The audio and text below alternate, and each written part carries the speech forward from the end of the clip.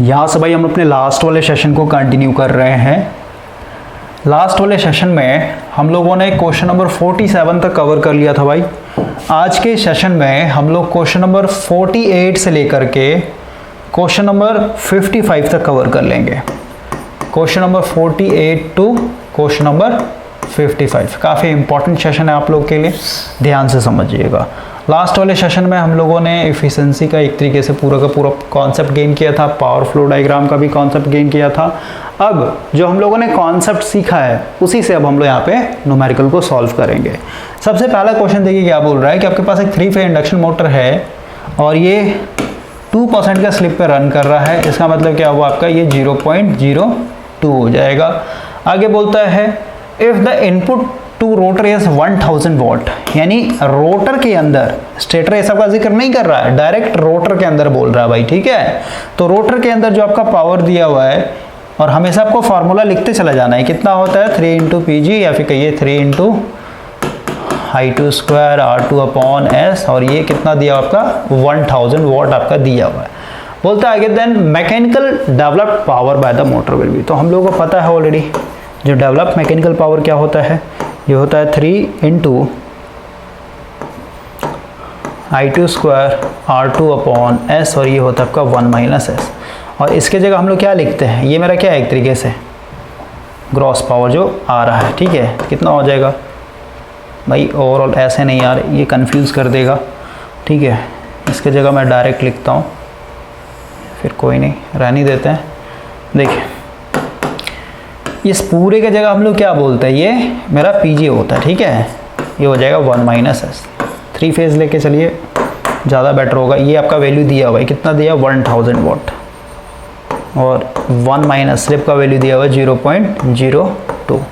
इसको आप सॉल्व कर लीजिए, ठीक है। कितना आ जाएगा आपका, ये 1000, ये हो जाएगा आपका 1.00.02, ठीक है। 10 में से 2 गया यानी 8 बचेगा, ये बचेगा 0.98, ठीक है। 0.98 तो यहाँ से हम लोग कर लेते हैं, ख़त्म हो जाएगा, और ये हो जाएगा 980 वॉट, ठीक है। ये मेरा क्या हो गया, एक तरीके से डेवलप्ड मैकेनिकल पावर हो गया। नेक्स्ट क्वेश्चन देखिए क्या बोल रहा है, the approximate efficiency of a 3 phase 50 hertz 4 pole induction motor running at इतना। देखिए अप्रॉक्सीमेट एफिशिएंसी हम लोग को पता है, ये होता है 1 - S। तो ओवरऑल मेरे को यहाँ पे स्लिप का वैल्यू निकालना पड़ेगा। स्लिप मेरा क्या है, NS दिया हुआ आपका, 4 पोल है तो ये यहाँ से निकाल लीजिए भाई। NS = 120, F के जगह 50 डिवाइडेड बाई 4 डालेंगे तो ओवरऑल आपका ये 1500 RPM आएगा। तो 1500 माइनस हो जाएगा आपका NR दिया हुआ 1350 डिवाइडेड बाई आपका हो जाएगा ये 1500, ठीक है। तो ओवरऑल ये कितना आ जाएगा ऊपर में 150 डिवाइडेड बाय 1500, तो ये कट जाएगा, 5 यानी 10 आ जाएगा, 1/10 यानी कितना हो जाएगा 0.1। स्लिप का वैल्यू आ गया 0.1। अब यहाँ पे कर लीजिए 1 - 0.1, तो कितना हो जाएगा 0.9, और 0.9 को 100 से मल्टीप्लाई कर दिए तो ओवरऑल कितना आ जाएगा आपका, ये 90% आ जाएगा भाई, ठीक है। तो इस तरीके से आप सॉल्व कर सकते हैं।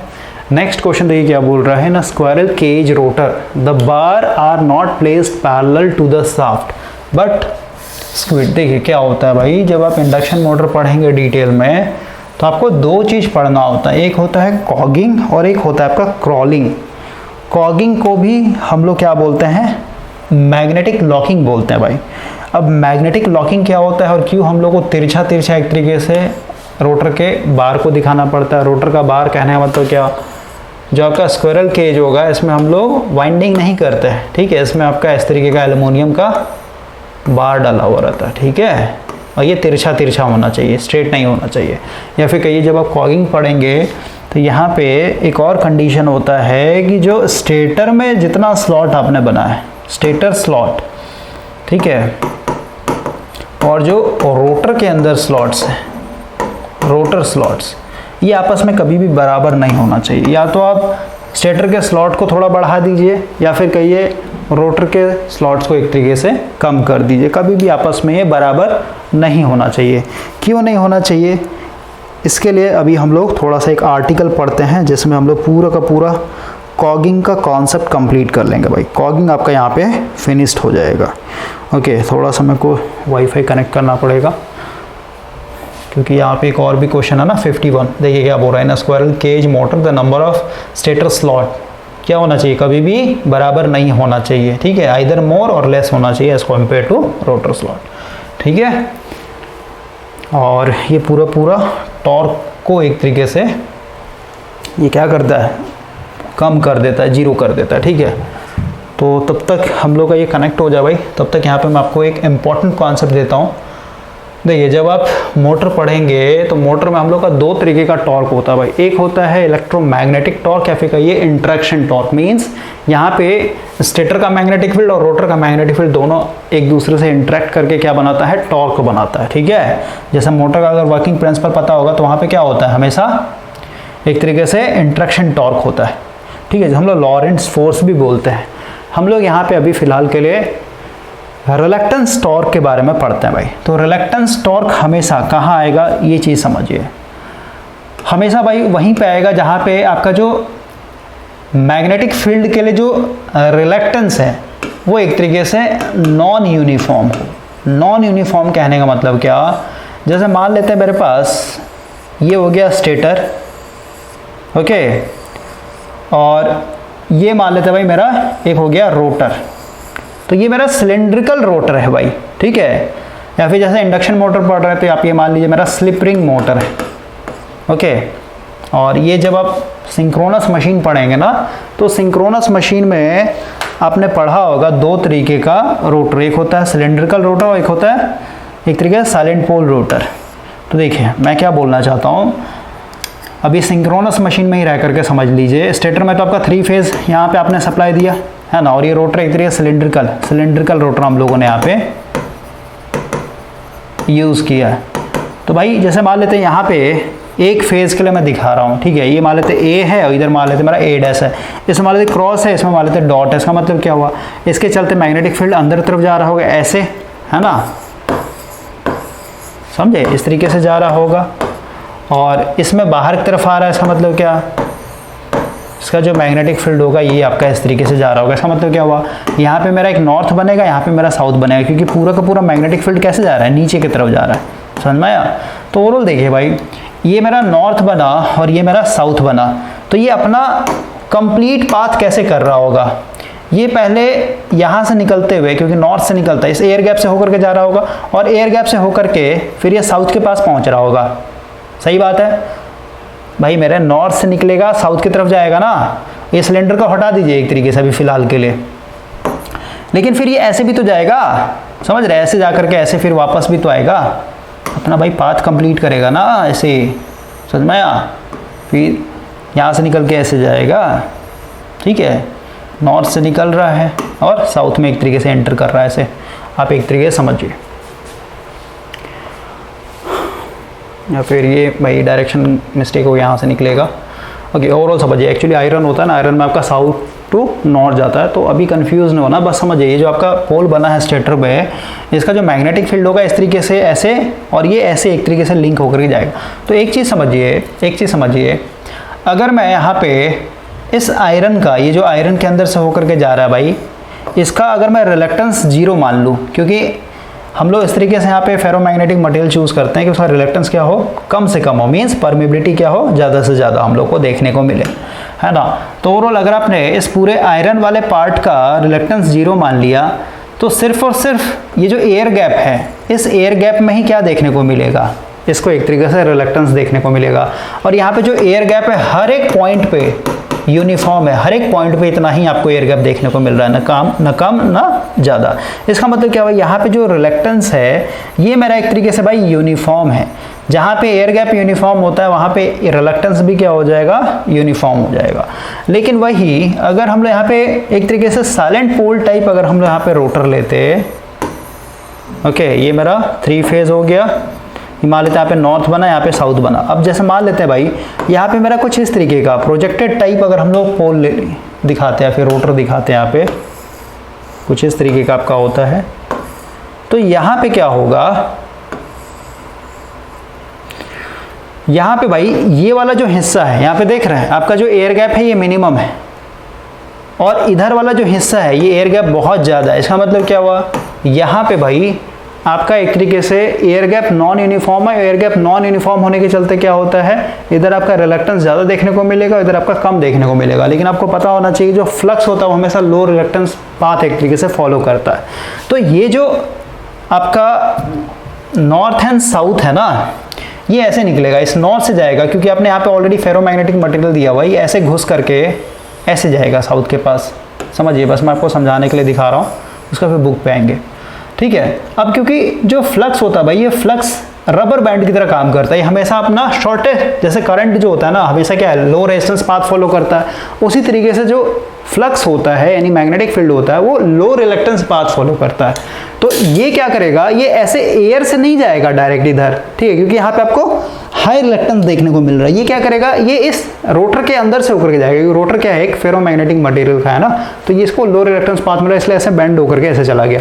अब ये क्योंकि इतना स्ट्रेच हो रखा है, समझ रहे, इतना स्ट्रेच हो रखा है, रबर बैंड की तरह काम करता है, तो ये क्या करेगा भाई, ये अपना ये लेंथ छोटा करने की कोशिश करेगा। तो ये ओवरऑल क्या करेगा, इसको ऐसे घुमाने की कोशिश करेगा, ये इसको ऐसे घुमाएगा और ये ऐसे घुमाएगा। तो सेकंड फिगर में यहाँ पे क्या होगा, ये मेरा नॉर्थ था, ये मेरा साउथ था, अब रोटर क्या हो जाएगा, ऐसे अलाइन हो जाएगा, ठीक है, ये रोटर इस तरीके से अलाइन हो जाएगा। क्लियर हुआ। तो यहाँ से क्या हो गया, इसको अब एक शॉर्टेस्ट और लो रिलक्टेंस पाथ एक तरीके से देखने को मिला। इसी को हम लोग बोलते हैं एक तरीके से रिलक्टेंस टॉर्क। तो रिलक्टेंस टॉर्क हम लोग को हमेशा कहाँ देखने को मिलेगा, साइलेंट पोल टाइप मशीन के अंदर, जहाँ पे आपका एयर गैप एक तरीके से नॉन यूनिफॉर्म होता है। सिलेंड्रिकल टाइप में आपको कभी भी यहाँ पे नहीं देखने को मिलता है, ठीक है। तो ओवरऑल अगर आप बुक के साथ सिंक्रोनाइज होंगे तो बुक के साथ आपका यही दिया हुआ भाई, देखिए अगर आप देखें यहाँ पे थोड़ा डिज़ाइन अलग दिया हुआ है, यहाँ पे पोल को एक तरीके से प्रोजेक्टेड टाइप दिखा दिया है, ठीक है। नॉर्थ बना, ये मेरा साउथ बना, तो नॉर्थ से साउथ की तरफ जाएगा ना। अभी मान लेते हैं रोटर का पोजीशन कुछ इस तरीके से है, ऐसे है पोजीशन आपका, तो फील्ड मेरा ऐसे बैंड होकर के ऐसे जा रहा है। तो रोली क्या करेगा, इसको ऐसे, ये इसको ऐसे और ये इसको ऐसे, ठीक है, स्ट्रेट करने का मतलब अलाइन करता है, इसको बोलते हैं अलाइनमेंट टॉर्क। इसको ऐसे पूरा फिक्स कर देगा। सेकेंड केस में क्या हो, कुछ समय के बाद ये कुछ ऐसे आ जाएगा, रोटर आपका ऐसे आ जाएगा, समझे। तो इसको हम लोग बोलते हैं भाई रिलक्टेंस टॉर्क या फिर कहिए अलाइनमेंट टॉर्क। अब ये कॉन्सेप्ट काफ़ी इंपॉर्टेंट था कॉगिंग को समझने के लिए। अब हम लोग आते हैं वापस से, ब्राउज़र खोल लेता हूँ भाई थोड़ा सा।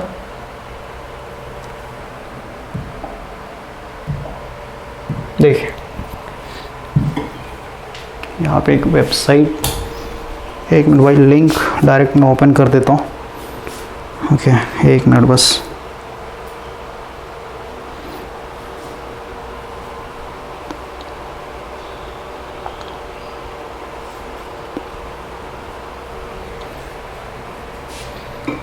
यहाँ से ओपन नहीं होगा कॉगिंग।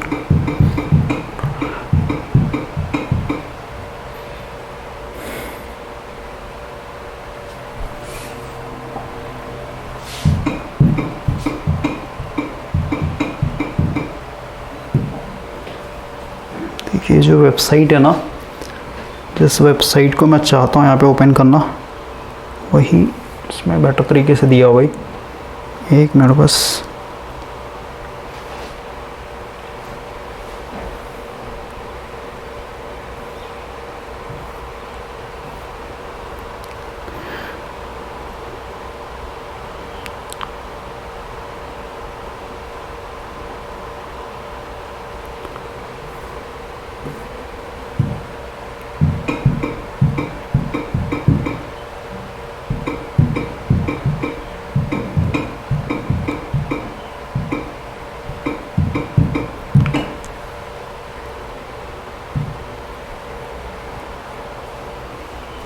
देखिए यहाँ पे आपका काफ़ी सिंपल लैंग्वेज में दिया हुआ है।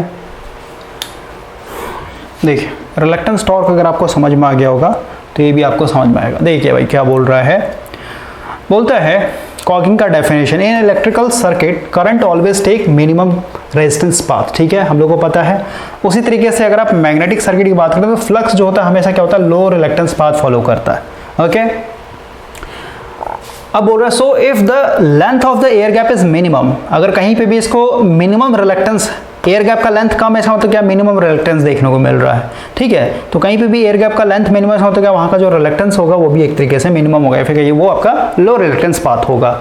अब देखिए यहाँ पे एक इंपॉर्टेंट फिगर है, जैसे मान लिया यहाँ पे कि हम लोगों ने स्टेटर के अंदर जो स्लॉट्स बनाए हैं और रोटर के अंदर जो स्लॉट्स बनाए हैं दोनों आपस में बराबर है, तो दोनों अगर बराबर होगा भाई तो ऐसे एक दूसरे के ऊपर ऐसे चढ़ा हुआ दिखेगा आपको, है ना, सही बात है।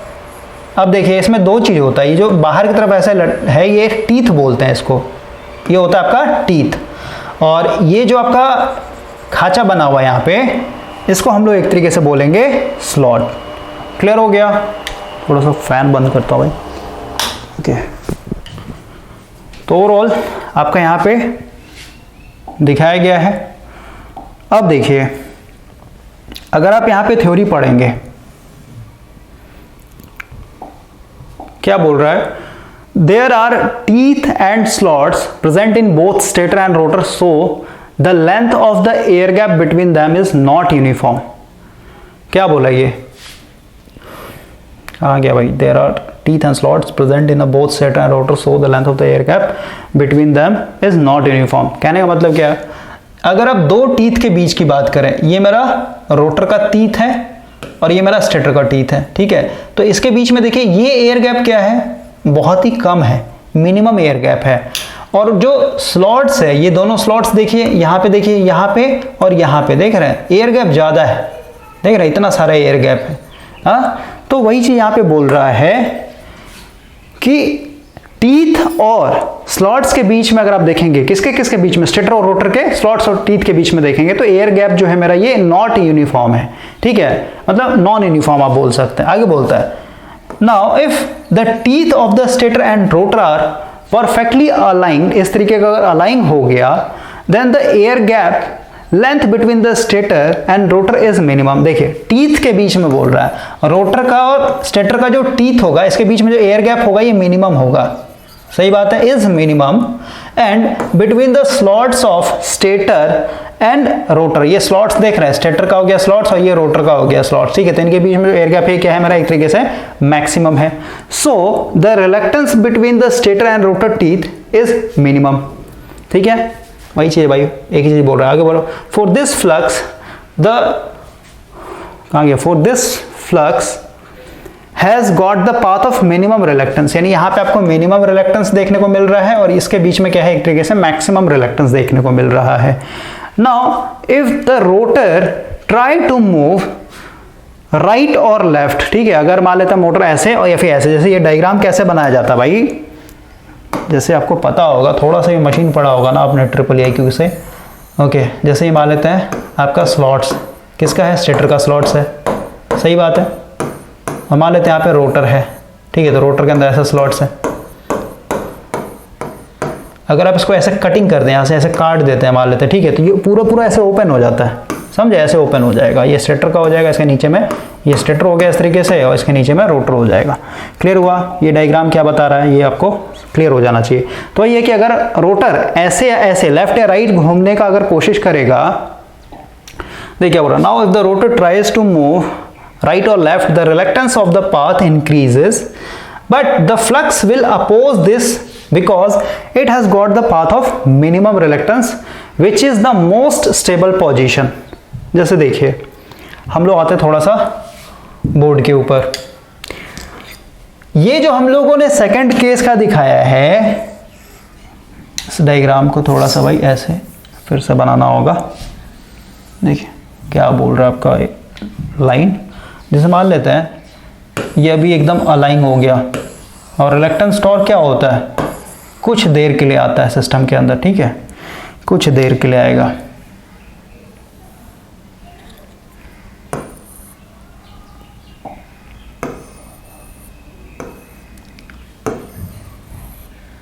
ठीक है, ये मान लेते भाई इस तरीके से अलाइन हो गया आपका,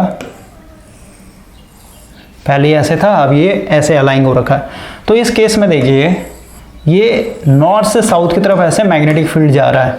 अब मान लेते हैं भाई ये ऐसे घूमने की कोशिश करेगा या फिर ऐसे घूमने की कोशिश करेगा किसी भी डायरेक्शन, क्लॉकवाइज या फिर कहीं एंटी क्लॉकवाइज, तो इस सिचुएशन में क्या होगा क्योंकि इधर देख रहे हैं, इसको एयर गैप ज़्यादा देखने को मिल रहा है, इसका मतलब क्या, रिलक्टेंस ज़्यादा है, तो कभी भी उधर जाने की कोशिश नहीं करेगा, ये मैग्नेटिक फील्ड उधर इस रोटर को हिलने नहीं देगा, समझ रहे हैं। या फिर कहिए इधर जाने की कोशिश करे, इधर भी आपका हाई रिलक्टेंस पाथ है, एयर गैप ज़्यादा है, तो और इसको हम लोग बोलते हैं मैग्नेटिक लॉकिंग, समझे। ये एक तरीके से रिलक्टेंस टॉर्क क्या कर रहा है, इसको इसी पोजीशन में पकड़ करके रख रहा है, ना इधर जाने दे रहा है ना इधर जाने दे रहा है। यही चीज आपके इस वाले लाइन में लिखा हुआ है, देखिए क्या बोलता है, फिर से पढ़ता हूं। देखिए क्या बोल रहा है, now if the rotor try to move left or right, the reluctance of the path increases but the flux will oppose। reluctance बढ़ रहा है लेकिन flux क्या करेगा, flux उसको उधर जाने नहीं देगा, क्योंकि flux हमेशा क्या करता है, एक तरीके लो रिलक्टेंस पाथ फॉलो करता है। flux हमेशा चाहेगा कि मैं इसी पाथ से फ्लो करूं, देख रहे हैं इसी पाथ से ये फ्लो करेगा, ये flux का दिखाया गया, मान लेते इसमें नॉर्थ बन रहा है, इधर मेरा साउथ बन रहा है, ठीक है, तो ये हमेशा इसी पाथ, अगर ये ऐसे घूमना चाहेगा, ऐसे घूमना, ऐसे मतलब इसको आगे की तरफ दिखाते हैं, साइड में मूव करने की कोशिश करेगा, तो भाई ये फ्लक्स कभी भी नहीं चाहेगा कि मैं ऐसे इस हाई रिलक्टेंस पाथ वाले पाथ से एक तरीके से ट्रेवल करूं। क्लियर हुआ। तो वही चीज बोल रहा है कि आपका मूव नहीं करेगा, ठीक है, but the flux will oppose this because it has got the path of minimum reluctance, already minimum reluctance path मिला हुआ है ना, which is the most stable position, ठीक है, इस मैग्नेटिक फील्ड के लिए ये स्टेबल पोजीशन है। And in any other case the reluctance increases which is the unstable position, वो आपका अनस्टेबल पोजीशन है। The strong alignment force is the reason to keep them अलाइंग, और क्योंकि इनके बीच में भाई ये नॉर्थ एंड साउथ पूरा फोर्स बना के पकड़ा हुआ है, तो यही क्या है, अलाइनमेंट टॉर्क बोल रहे हैं इसी को ना। So the motor does not move और it fails to start, this is called cogging. Clear हो गया। It can only happen if the number of stator slots is equal to the number of rotor slots, इसीलिए हम लोग क्या करते हैं, हमेशा बराबर नहीं रखेंगे, ठीक है। क्लियर हो गया। अब कॉगिंग को अवॉइड करने के लिए क्या होता है, आप यहाँ पे रोटर के स्लॉट्स को तिरछा भी कर सकते हैं। Usually the rotor slots are skewed, ठीक है, by skewing flux will never get the minimum reluctance path, so the machine will never settled. दूसरा होता है क्रॉलिंग। तो क्रॉलिंग भाई थोड़ा सा आपको हार्मोनिक्स पढ़ना पड़ेगा, ओके। जैसे आप रोटेटिंग मैग्नेटिक फील्ड पढ़ेंगे ना, इसके लिए हम थोड़ा सा बोर्ड पे ही आ जाते हैं, ओके। जब आप रोटेटिंग मैग्नेटिक फील्ड पढ़ेंगे भाई, कहाँ गया हम लोग का, देखिए पहले क्वेश्चन कर लेते हैं, उसका फिर लास्ट में आपको क्रॉलिंग के बारे में बता दूंगा, ओके। तो ये तो क्लियर हो गया होगा, ये हो गया, ये भी हो गया। 50 नंबर पे था ना, n² के द रोटर 12 नॉट में, ठीक है। तो ये यूनिफॉर्म टॉर्क यहाँ पे, ठीक है, क्या बोलता है, the rotor 12 not place parallel to the shaft but are skewed, क्यों, ताकि हम लोग को यूनिफॉर्म टॉर्क मिल सके। अगर आपने बराबर कर लिया स्लॉट्स और रोटर का स्लॉट, स्टेटर का स्लॉट, तो वहाँ पे यूनिफॉर्म टॉर्क नहीं मिला, इधर ज़्यादा इधर कम, इसलिए क्या होगा, अपने स्टेबल पोजीशन पे बैठा हुआ रहेगा। आगे क्या बोलता है, स्क्वायरल केज में क्या है, कभी भी आपका स्टेटर और रोटर का स्लॉट्स बराबर नहीं होना चाहिए, या तो ज़्यादा होगा या तो फिर कम होगा। क्लियर हो गया। अब देखिए क्या बोलता है, बोलता है भाई if the air gap between the rotor and stator of a 3 phase induction motor is increased, then air gap अगर आप बढ़ाएंगे, मैंने आपको ऑलरेडी ट्रांसफार्मर से कंपेयर किया था कि ट्रांसफार्मर में जो आपका फ्लक्स यहाँ पे बन रहा है भाई, इस फ्लक्स को हम लोगों ने ऑलरेडी क्या किया है, एक लो रिलक्टेंस पाथ प्रोवाइड किया, ये कोर से ही एक तरीके से फ्लो होता है, ठीक है, और सेकेंडरी के साथ लिंक करता है। इसीलिए यहाँ पे मेरे को अगर सेम एमएमएफ से फ्लक्स सेटअप करना होगा, तो यहाँ पे मेरे को एक्साइटेशन करंट क्या करना होगा, कम से कम देना पड़ेगा। कितना देते हैं हम लोग, सिर्फ और सिर्फ 2 से 5%, ठीक है, 2 to 5% of the full load, इतना काफ़ी होता है, क्योंकि यहाँ पे हम लोग ऑलरेडी क्या है, मिनिमम रिलक्टेंस पाथ है, तो फ्लक्स मेरा अच्छा खासा बन जाएगा। वही अगर आप इंडक्शन मशीन की बात करें, तो यहाँ पे भाई एयर गैप ज़्यादा होता है, ठीक है, ताकि मैकेनिकल क्लियरेंस होना, ताकि फ्रीली घूम सके मेरा रोटर, समझे। तो यहाँ पे एयर गैप बढ़ जाता है। एयर गैप बढ़ने के कारण क्या है, आपको एक्साइटिंग करंट ज़्यादा देना पड़ेगा सेम फ्लक्स को एक तरीके से बिल्डअप करने के लिए। तो एक्साइटिंग करंट अगर आप ज़्यादा दे रहे हैं, तो सीधी सी बात आपका लीकेज करंट भी क्या हो जाएगा, यानी लीकेज रिएक्टेंस भी क्या हो जाएगा, ज़्यादा हो जाएगा। तो वही है। और एयर गैप भाई लीकेज रिएक्टेंस क्या होता है, लीकेज फ्लक्स के चलते भाई आपका, जब आप सर्किट इक्विवेलेंट सर्किट डायग्राम जब मॉडल करेंगे रोटर के लिए, तो लीकेज फ्लक्स को ही हम लोग रिएक्टेंस के रूप में दिखाते हैं। ट्रांसफार्मर में बताया हुआ आपको ऑलरेडी ये कॉन्सेप्ट, ठीक है। तो अगर आप एयर गैप ज़्यादा बढ़ा देंगे, तो सीधी सी बात है एयर गैप बढ़ने से क्या होगा, जैसे मान लेते हैं यहाँ पे क्रॉस है तो मैग्नेटिक फील्ड ऐसे जा रहा होगा, है ना, क्लॉकवाइज डायरेक्शन में। तो भाई एयर गैप ज़्यादा है तो सीधी सी बात है यहाँ पे ज़्यादा क्या होगा, ज़्यादा से ज़्यादा आपका मैग्नेटिक फील्ड रोटर तक नहीं पहुँच पाएगा। जो सेकेंडरी वाइंडिंग के साथ फ्लक्स लिंक नहीं कर पाता उसी को तो लीकेज बोलते हैं। जैसे ट्रांसफार्मर ये जो है ये क्या हुआ, ये सेकेंडरी वाइंडिंग के साथ लिंक नहीं कर पाया, इसका मतलब क्या है, लीक कर गया, इसको हम लोग लीकेज फ्लक्स बोलते हैं। इसी को हम लोग रिएक्टेंस के रूप में दिखाते हैं। तो भाई एयर गैप अगर आप बढ़ा देंगे तो क्या हो जाएगा, लीकेज रिएक्टेंस इंक्रीज हो जाएगा। ठीक है, नेक्स्ट क्वेश्चन देखिए आप बोल रहा है if the slip of induction motor increases then the current in the stator winding. देखिए भाई लास्ट वाले सेशन में ऑलरेडी मैंने आपको बताया था जो रोटर के अंदर करंट, देखिए सर्किट डायग्राम से ही देखते हैं। अभी हम लोगों ने बनाया ना, ये था E2 तो आपका X2 और ये था मेरा R2 अपॉन ऐसा। मेरे को एक चीज़ बताइए, इसके अंदर जो I2 फ्लो हो रहा है, I2 का वैल्यू हम लोगों ने निकाला था ना, क्या था, R2 अपॉन सॉरी वोल्टेज होता है ऊपर में E2 अपॉन इम्पिडेंस है नहीं आपका R2 अपॉन S का होल स्क्वायर प्लस आपका X2 का होल स्क्वायर। ही है तो ओवरऑल भाई अगर आपको करंट ज़्यादा चाहिए तो सीधी सी बात है आपका इंड्यूस्ड EMF क्या होना चाहिए, ज़्यादा होना चाहिए। भाई वोल्टेज पे तो डिपेंड करेगा करंट, समझ गए। तो EMF इंड्यूस्ड कब होगा बताइए, रोटर के अंदर EMF इंड्यूस्ड कब ज़्यादा होगा, जब स्टेटर और रोटर, जैसे मान लेते हैं ये है NS के स्पीड पे घूम रहा है और ये आपका NR के स्पीड में घूम रहा है, तो इन दोनों के बीच में भाई सीधी सी बात है रिलेटिव स्पीड का जितना ज़्यादा डिफरेंस होगा उतना ही ज़्यादा ना EMF इंड्यूस्ड होगा रोटर के अंदर, और जितना ज़्यादा EMF इंड्यूस्ड होगा उतना ही ज़्यादा आपका क्या होगा, I2 होगा। तो मैंने आपको बताया था कि जो I2 होता है ये प्रोपोर्शनल होता है किसके ऊपर, स्लिप के ऊपर। स्लिप का वैल्यू अगर ज़्यादा है तो I2 का वैल्यू ज़्यादा होगा। स्लिप का वैल्यू मोटरिंग के लिए, क्योंकि अभी हम लोग मोटर पढ़ रहे हैं भाई, मोटरिंग के लिए मैंने आपको बताया था स्टैंड स्टिल पे स्लिप का वैल्यू 1 होता है, और जब NS इक्वल टू NR हो गया तो इस केस में स्लिप का वैल्यू कितना था, 0 था। यानी मोटरिंग मोड स्लिप का वैल्यू 1 से लेकर के 0 तक के बीच में ही चलता है, ये मोटरिंग मोड का स्लिप का वैल्यू भाई। हाँ तो मेरे को बताइए मैक्सिमम स्लिप का वैल्यू कब है, जब मेरा स्टैंड स्टिल है, और स्टैंड स्टिल पे आपको पता है रोटर मेरा 0 पे है और ये मेरा NS मान लेते 1500 RPM फिर 3000 RPM पे घूम रहा है। इसका मतलब क्या, इनके बीच में रिलेटिव स्पीड डिफरेंस बहुत ज़्यादा है, तो EMF जो इंड्यूस्ड होगा बहुत हाई होगा, EMF बहुत हाई होगा। इसका मतलब क्या हो गया, आपका I2 भी बहुत ज़्यादा लार्ज होगा, और बहुत ज़्यादा लार्ज आ रहा है इसका मतलब क्या हुआ, इस करंट को मेरे को लिमिट करना पड़ेगा भाई।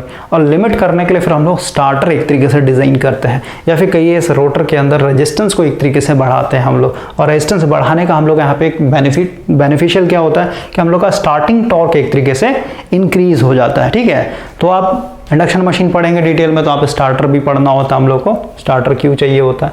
ठीक है, तो करंट को लिमिट करने के लिए या फिर वोल्टेज को हम लोग लिमिट करना चाहते हैं। तो ओवरऑल देखिए ये इक्वेशन आपको दिमाग में रखना कि I2 जो होता है प्रोपोर्शन होता है स्लिप के ऊपर। क्लियर हो गया। अब देखें यहाँ पे क्या बोल रहा है, क्वेश्चन समझिए, if the slip of induction motor increases then the stator winding current पूछ रहा है, रोटर का नहीं पूछा है, स्टेटर का पूछा है भाई। तो अगेन आप ट्रांसफॉर्मर पे आ जाइए, ट्रांसफॉर्मर पे आ जाइए भाई। ट्रांसफॉर्मर में मैंने आपको बताया था, ट्रांसफॉर्मर अगर आपने समझ लिया ना, इंडक्शन मशीन आपको भाई काफ़ी इजी लगने लगेगा। ठीक है, अगर आप यहाँ पे लोड लगाते हैं, अगर आप जैसे लोड हैवी लगाते हैं भाई, ठीक है, इसका मतलब क्या, इसको करंट ज़्यादा चाहिए, क्योंकि यहाँ पे वोल्टेज मेरा क्या होता है, कांस्टेंट रहता है, V2 मेरा कांस्टेंट, तो करंट ज़्यादा चाहिए पावर को एक तरीके से मैच करवाने के लिए। लोड का मतलब पावर से होता है, हैवी पावर का अगर आप मान लेते 3000 वाट का एक तरीके से एप्लियंस लगा दिया, और एक आपने यहाँ पे लगाया मान लेते हैं 500 वाट का, तो करंट कौन ज़्यादा खींचेगा सेम वोल्टेज पे, ये वाला 3000 वाट वाला, समझ में आया। तो भाई आप जैसे ही हैवी लोड लगाते चले जाएंगे वैसे वैसे करंट ज़्यादा खींचेगा वो, I2 का डिमांड ज़्यादा है, I2 के चलते एक फ्लक्स बनता है, और ये फ्लक्स क्या करता है, जो मेन फ्लक्स इसको अपोज करता है, उस अपोजिशन फ्लक्स के चलते, मतलब ये फ्लक्स क्या कर रहा भाई, φ2 जो आया इस मेन फ्लक्स को अपोज करके वीक कर रहा है। वीक होते हैं क्या होगा, यहाँ पे जो EMF इंड्यूस्ड होता है इवन ये भी वीक हो जाता है, उसके चलते जो आपका नेट वोल्टेज डिफरेंस है यहाँ पे ये बढ़ जाता है, उसके चलते क्या होता है, एक्स्ट्रा करंट यहाँ से फ्लो होता है। एक्साइटिंग करंट तो आएगा ही आएगा, साथ ही साथ एक एक्स्ट्रा करंट फ्लो होता है I1 डैश। ये क्या करता है, जो फ्लक्स आपका वीक हुआ है उसको फिर से क्या करता है, स्ट्रॉन्ग बना देता है, मीन्स कॉन्स्टेंट बना करके रखता है। तो आप देख रहे हैं कि सेकेंडरी साइड में जो भी मेरा करंट फ्लो होगा वो प्राइमरी से होकर के ही रिफ्लेक्ट होता है सेकेंडरी में। क्लियर हो गया, इस चीज को आपको दिमाग में रखना है। तो जो इंडक्शन मशीन है भाई, इंडक्शन मोटर में भी तो यही है ना, समझ गए, सेम डायग्राम बनेगा। और रोटर को आप इधर ट्रांसफर कर सकते हैं, नहीं तो इसी तरीके से रहने देते हैं। ओके, तो अब देखिए अगर स्लिप बढ़ेगा, इतना समझना, स्लिप बढ़ने से क्या होता है, रोटर के अंदर का जो करंट होता है बढ़ जाता है। अगर I2 बढ़ रहा है इसका मतलब I2 कहाँ से आ रहा है आपको, ये प्राइमरी से ही तो रिफ्लेक्ट होकर के सेकेंडरी में जा रहा है। इसका मतलब क्या है, स्टेटर यानी प्राइमरी वाइंडिंग में भी क्या हो जाएगा, करंट मेरा बढ़ेगा। समझ गए, प्राइमरी वाइंडिंग यहाँ पे किसको बोल रहे हैं, स्टेटर वाइंडिंग को बोल रहे हैं हम लोग। ठीक है, तो इस चीज को आपको दिमाग में रखना है, स्टेटर वाइंडिंग का करंट क्या हो जाएगा, इंक्रीज हो जाएगा अगर आप स्लिप बढ़ा देंगे तो। नेक्स्ट क्वेश्चन देखिए, बोला the condition of induction motor at a no load.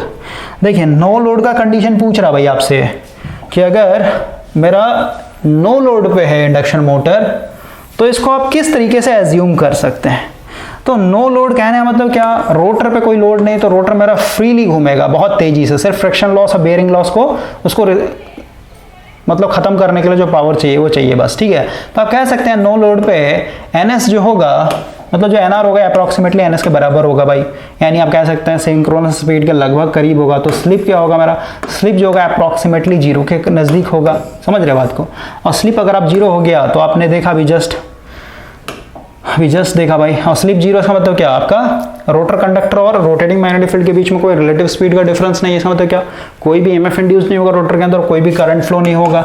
समझ रहे बात को, और कोई करंट फ्लो नहीं हो रहा। इसका मतलब क्या, करंट कहाँ पे नहीं फ्लो होता भाई, जहाँ पे सर्किट मेरा ओपन हो। जैसे अगर मैं इस तरीके से दिखा दूं, यहाँ पे कितना भी बल्ब लगा दूं भाई, और ये मान लेते हैं यहाँ से तार टूटा हुआ है, कोई करंट फ्लो होगा क्या, नहीं फ्लो होगा। इसके अंदर I2 क्या होगा मेरा, हमेशा 0 होगा। ओपन सर्किट में हमेशा करंट क्या होता है, 0 होता है। तो ओवरऑल देखिए, जो मैंने आपको रोटर का ये इक्विवेलेंट सर्किट डायग्राम बना के दिखाया था, E2 ये मेरा हो गया X2, और ये था मेरा यहाँ पे R2, और इसको भी ओपन करके लिख देता हूँ, या फिर R2 अपॉन ऐसे लिखते हैं ना, बार बार बच्चे की तरह ओपन कर लिखना कोई मतलब नहीं भाई। ठीक है, तो देखिए स्लिप अगर मेरा 0 हो गया, नो लोड पे स्लिप का वैल्यू अप्रॉक्सीमेटली 0 होता है, तो अगर आप इसका वैल्यू 0 डाल देंगे तो R2 का वैल्यू क्या हो जाएगा, इन्फानाइट आ जाएगा। और इन्फानाइट रेजिस्टेंस कब होता है, जब मेरा ओपन सर्किट हो। भाई ये यहाँ पे ओपन है तो यहाँ का रेजिस्टेंस क्या है, इन्फानाइट है एक तरीके से, समझे, इतना आपको समझ में आना चाहिए। यानी ये R2 क्या हो गया, इनफाइनाइट हो गया। इसका मतलब क्या, ये मेरा एक तरीके से ओपन की तरह यहाँ पे दिखाया जाता है, ये मेरा ओपन सर्किट रहेगा। इसका मतलब क्या, वो स्टेटर से कोई भी करंट आपका यहाँ पे नहीं आएगा। तो नो लोड कंडीशन में आपका हमेशा क्या बताना है आपको, ओपन सर्किट। और लास्ट वाला क्वेश्चन है, the condition of induction motor eight stand still. Stand still का कंडीशन पूछ रहा भाई। तो स्टैंड स्टिल में जो स्लिप का वैल्यू होता है कितना होता है, 1 के बराबर होता है, सही बात है। और स्लिप का वैल्यू अगर 1 हो गया तो देखिए इसी इक्विवेलेंट सर्किट डायग्राम को मैं यहाँ पे इस तरीके से लिखता हूं, ये मान लेते हैं R2, इसको मैं ओपन करके लिख रहा हूं भाई। ठीक है, ये हो गया R2, और ये था आपका 1 - s अपॉन s। देखिए स्टैंड स्टिल पे स्लिप का वैल्यू अगर 1 हो गया, ओके, इसका 1 हो गया, इसका भी 1 हो गया, तो ओवरऑल क्या प्लस माइनस माइनस खत्म हो जाएगा, यानी सिर्फ और सिर्फ क्या बचेगा आपके यहाँ पे R2 ही बचेगा। ठीक है भाई, ऐसे समझिए ना, इसको ऐसे ना दिखा करके इसको सिर्फ और सिर्फ ऐसे दिखाइए, एक ही रेजिस्टेंस दिखाइए। ये क्या हो जाएगा, R2 अपॉन s, s का वैल्यू 1 है नहीं, क्या बचेगा, सीधे सीधे R2 बचेगा। अब देखिए भाई इस केस में क्या हुआ, सिर्फ और सिर्फ जो पावर आ रहा है रोटर के अंदर, सिर्फ और सिर्फ प्राइमरी से जो सेकेंडरी में जो पावर आ रहा है, स्लिप का वैल्यू 1 हो चुका है। स्लिप का वैल्यू 1 हो गया तो सीधे सीधे क्या यहाँ पे दिखाएंगे, सर्किट को क्या दिखाएंगे, अब यहाँ पे एक X2 होगा और यहाँ पे सिर्फ रेजिस्टेंस दिखाना पड़ेगा R2, समझे, क्योंकि स्लिप का वैल्यू 1 हो चुका था, स्लिप अब नहीं दिखाना। तो यहाँ से जो भी करंट आएगा, ये क्या, यहाँ पे जो पावर डिसिपेट होगा ये किस फॉर्म में होगा, I2² R2 के फॉर्म में। और ये फॉर्म क्या है, एक तरीके से सिर्फ आपका कॉपर लॉस को रिप्रेजेंट कर रहा है। इसमें ये नहीं बता रहा है कि आपका मैकेनिकल पावर डेवलप हुआ। मैकेनिकल पावर कैसे पता चलता, जब मेरा ये एक तरीके से R2 अपॉन s होता, क्योंकि R2 अपॉन s को ही हम लोग लिख रहे थे ना, R2 प्लस R2 और ये 1 - s अपॉन s। इसमें जो करंट हम लोग मल्टीप्लाई कर देते तो ये क्या हो जाता मेरा, एक तरीके से ये मेरा ओमिक लॉस हो जाता, और ये मेरा क्या था, मैकेनिकल पावर डेवलप हो रहा था इसके अंदर। लेकिन भाई जैसे ही आपने स्लिप का वैल्यू 1 रखा तो मेरे यहाँ पे सिर्फ सर्किट के अंदर R2 बचा। इसका मतलब क्या, इसके अंदर जो भी पावर डिसिपेट होगा कैसा होगा, एक तरीके से शॉर्ट सर्किट वाला होगा, सॉरी मतलब ओमिक लॉस होगा भाई। इसमें मैकेनिकल पावर कुछ डेवलप ही नहीं हो रहा है, समझे। तो ओवरऑल देखिए ट्रांसफार्मर का एग्जांपल देकर के समझा रहा हूं मैं आपको। ये मान लेते हैं प्राइमरी साइड का वाइंडिंग हो गया, और ट्रांसफार्मर में आपने शॉर्ट सर्किट टेस्ट ऑलरेडी पढ़ा हुआ है ना। तो शॉर्ट सर्किट जब आप करते हैं तो इधर तो कोई लोड नहीं लगता ना। ये सेकेंडरी साइड का सर्किट कैसा बनता है, इसमें एक R2 होता है और आपका एक X2 होता है। तो अगर आप देखें यहाँ पे भाई, और यहाँ पे मेरा EMF इंड्यूस्ड होगा E2। तो जैसे आपने स्लिप का वैल्यू 1 रखा, यानी स्टैंड स्टिल कंडीशन लिया, तो देखिए तो इस वाले सर्किट को आप देखिए, ये वाले सर्किट में इसमें क्या दिख रहा है आपको, एक E2 दिख रहा है, एक X2 दिख रहा है, और एक आपको R2 दिख रहा है। समझ गए? तो भाई यहाँ पे कितना मैकेनिकल पावर डेवलप हो रहा है उसको बताने के लिए कुछ बचा ही नहीं यहाँ पे। इसका मतलब क्या हुआ, ये शॉर्टेड है, ये शॉर्ट सर्किट की तरह बिहेव करेगा। ये R2 इस तरीके से आप इसको दिखा सकते हैं, ये X2 हो गया, ये मेरा R2 हो गया, R2 अपॉन S था, ठीक है। तो इसका वैल्यू 1 हो गया, और ये इसको आप ऐसे शॉर्ट करके दिखाएंगे यहाँ पे। अब समझे? तो E2 हो गया, X2 हो गया, ये मेरा R2 हो गया। ये ट्रांसफार्मर का था और ये मेरा इंडक्शन मोटर का था। तो आई होप कि आपको ये समझ में आएगा। काफ़ी इंपॉर्टेंट क्वेश्चन है भाई, कि नो लोड रहेगा तो नो लोड पे आपको हमेशा ओपन सर्किट दिखाना है, और जब स्टैंड स्टिल कंडीशन रहेगा तो स्टैंड स्टिल कंडीशन पे आपको हमेशा क्या दिखाना है, इसके लिए ये शॉर्ट सर्किट तरह हम लोग इसको दिखाते हैं ट्रांसफार्मर से, अगर आप कंपेयर करेंगे तो। आज के लिए भाई इतना ही। नेक्स्ट सेशन में और भी इंपॉर्टेंट क्वेश्चन के ऊपर बात करेंगे। भाई एक क्रॉलिंग वाला आपका रह गया है, क्रॉलिंग वाला भी थोड़ा सा मैं बता देता हूँ। देखिए, जब आप रोटेटिंग मैग्नेटिक फील्ड पढ़ेंगे ना, या फिर कहिए जब आप फूरियर सीरीज़ पढ़ेंगे भाई, जैसे हमारा एक कोई स्क्वायर वेव है मेरे पास, ठीक है। तो ये स्क्वायर वेव कैसे मिल करके बना हुआ है, ठीक है, उसके लिए हमको फूरियर सीरीज़ पढ़ना पड़ता है। एक DC कंपोनेंट होगा, बाकी आपका AC कंपोनेंट होगा। तो ओवरऑल इसके अंदर क्या होगा, एक फंडामेंटल होगा, ठीक है। फंडामेंटल का नाम मतलब जो फ्रीक्वेंसी आपका ये स्क्वायर वेव का है ना, उसी फ्रीक्वेंसी का आपका इसमें फंडामेंटल होगा। फिर इसमें आपके थर्ड हार्मोनिक होंगे, फिफ्थ होंगे, सेवन्थ होंगे, समझ में आया? तो जब आप रोटेटिंग मैग्नेटिक फील्ड पढ़ेंगे भाई, और रोटेटिंग मैग्नेटिक फील्ड जो आ रहा है उसको फिर से आप देखेंगे कितने सारे कंपोनेंट से मिलकर के बना हुआ है, तो उसमें आपको पता चलता है कि उसमें होता क्या है कि जैसे फंडामेंटल जो है ना, फंडामेंटल के चलते जो रोटेटिंग मैग्नेटिक फील्ड होगा, अगर वो क्लॉकवाइज डायरेक्शन में घुमा रहा है मोटर को, तो भाई इसके अंदर जैसे आपका फिफ्थ हार्मोनिक हो गया, यानी जितना अगर ये एक साइकिल बना रहा है तो उतने समय में वो 5 साइकिल बनाएगा। फिर सेवंथ हार्मोनिक कहने मतलब क्या, ये फंडामेंटल अपने आप को एक साइकिल बना रहा है तो अपने आप को 7 बार बनाएगा। तो जो ऑड हार्मोनिक्स होते हैं, फिफ्थ हार्मोनिक हो गया, फिफ्थ हार्मोनिक क्या करेगा, वो एक तरीके से इसके अपोजिट डायरेक्शन में रोटेटिंग मैग्नेटिक फील्ड सेटअप कर देता है, ठीक है। और जो आपका सेवंथ हार्मोनिक है वो भी क्या करता है, फंडामेंटल का जस्ट अपोजिट एक तरीके से करता है, ठीक है। तो कुछ फंडामेंटल कंपोनेंट जो है रोटेटिंग मैग्नेटिक फील्ड को क्लॉकवाइज डायरेक्शन में घुमा रहा है, तो कुछ जो होता है आपका एंटी क्लॉकवाइज डायरेक्शन में एक तरीके घुमाता है। लेकिन आपको पता होना चाहिए कि फंडामेंटल का जो मैग्नीट्यूड होगा, जैसे मान लीजिए भाई एक फंडामेंटल है, ठीक है, तो जो इसमें थर्ड हार्मोनिक बनेगा इसका मैग्नीट्यूड भी कमते चला जाता है, ठीक है। क्यों? क्योंकि इतने ही दूरी में इसको क्या करना है, 3 बार अपने आप को रिपीट करना है। ये एक बार हो गया, ये मान लेते हैं, यहाँ पे बनाना थोड़ा सा मुश्किल है, ओके, जो भी है, ठीक है भाई। मतलब कहना मतलब क्या, फ्रीक्वेंसी जब आपका इंक्रीज होगा ना इतना ही दूरी में आप 3 बार इसको रिपीट करना है, ठीक है, तो उसका मैग्नीट्यूड ऑटोमेटिक कम जाता है। और फिफ्थ हार्मोनिक की बात करें, वो 5 बार एक तरीके रिपीट करेगा, मतलब उसका और एक तरीके से क्या हो जाएगा, मैग्नीट्यूड और डाउन हो जाएगा। जैसे अगर मैं थोड़ा सा नेट से दिखा दूँ आपको,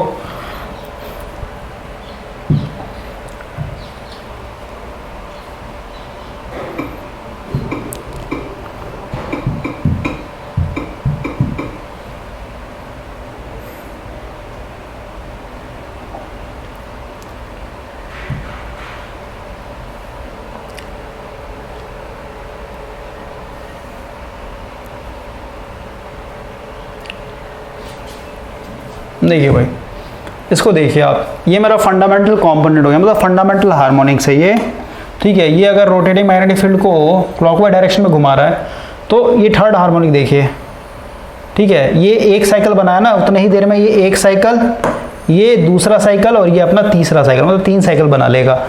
फोर्थ हार्मोनिक कहना है मतलब क्या, ये 4 साइकिल बना लेगा, ठीक है। तो इनका मैग्नीट्यूड एक तरीके से कमते चला जाता है, और कमते चला जाएगा, इसका मतलब क्या, जो फंडामेंटल के चलते जो आपका स्ट्रेंथ होगा रोटेटिंग मैग्नेटिक फील्ड का वो ज़्यादा होता है। और बाकी जो है फिफ्थ हार्मोनिक, सेवंथ हार्मोनिक से चलते जो आपका एंटी क्लॉकवाइज डायरेक्शन में आ रहा है ना, उसका स्ट्रेंथ कम होता है। लेकिन ओवरऑल क्या होगा, जब आप नेट देखेंगे तो जो रोटेटिंग मैग्नेटिक फील्ड का स्पीड होता है वो कम हो जाता है, और उसका कम हो गया रोटेटिंग मैग्नेटिक फील्ड यानी एनएस का एक तरीके से स्पीड कम हो गया, तो सीधी सी बात है जो एनआर होगा, ये एनआर भी एक तरीके से क्या होगा, स्लो डाउन हो जाता है। मीन्स यहाँ पे क्रॉलिंग में भाई आपका, क्रॉलिंग का मतलब होता है रेंगना, एक तरीके से सांप कैसे रेंगता है, ठीक है, तो ये रेंगेगा एक तरीके से, समझे, ये स्पीड कभी पकड़ ही नहीं पाएगा, तो इसको हम लोग बोलते हैं क्रॉलिंग। तो ये सब भाई डिटेल में समझने वाला चीज़ है। ओके।